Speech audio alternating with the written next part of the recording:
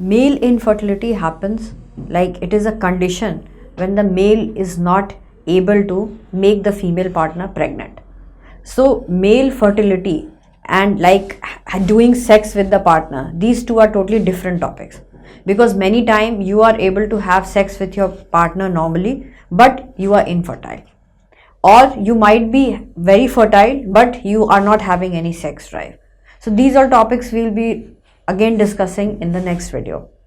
So now we are talking only about what is male infertility. Male infertility means usually in the semen, in your semen examination, the sperms are either not coming totally, they are absent, or you are having less amount of sperm, or many times the sperm is of normal quantity and quality, but still the quantity, the look of the sperm is bad, means the morphology of the sperm is bad.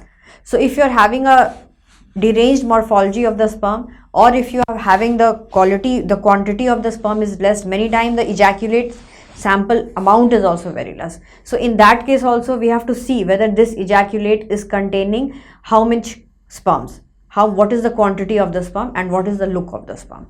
So all these cases, they fall into male infertility. So whenever the count is less than 20 million, the fast progressive means the sperms which are moving rapidly, they are also less than around 32%, the rapid progressive motile, and the morphology according to the strict criteria of Kruger's, because the morphology depends on different criteria. So it is very important for the doctor to interpret and the lab to tell that which criteria they have used to test the morphology. So if it is less than 4%, you will think that it is a very small number.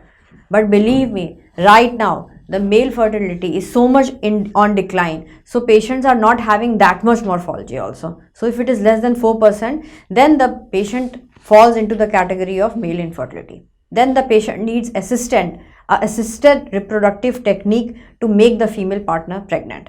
And thirdly, we have such patients who have no sperms in their semen.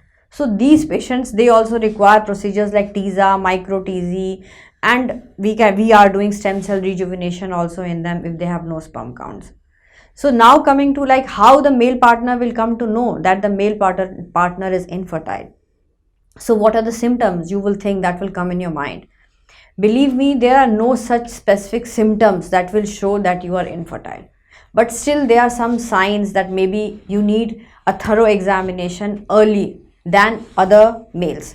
So what happens, many times the male partner will come and they will tell that the quantity of the semen that they are ejaculating is very less, or they are having erectile dysfunction, means there is no penetration inside, there is problem with the erection, so no penetration inside.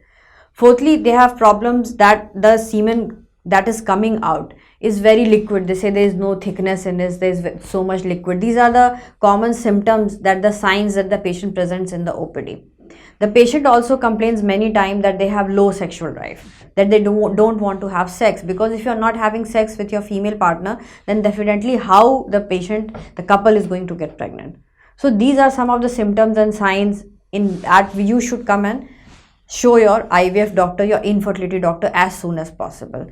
Plus there are some signs and symptoms like there is a history of mumps in the childhood, or there is history of some trauma in your testicular area, there is history of recurrent infection, some surgery in your testicular area. These kind of patients, they should see the doctor immediately and they should consult them. Many patients also have change in their voice pattern, change in their hair pattern. These are just some symptoms and signs. But many normal looking males, they are also having infertility. They are having azoospermia, no sperms, or they are having less amount of sperm. So the ultimate test that will tell you whether you are infertile or not is your semen examination. And for that, you should have minimum of 2 days of abstinence or maximum of 6 days of abstinence. You should never give your semen sample less than 2 days or more than 6 days, because otherwise your report will come wrong. So these are the take home tips for you, and you keep watching the videos because you can have more insight about all the male fertility that will be obviously more authenticated and it comes from a doctor's mouth. We care about you.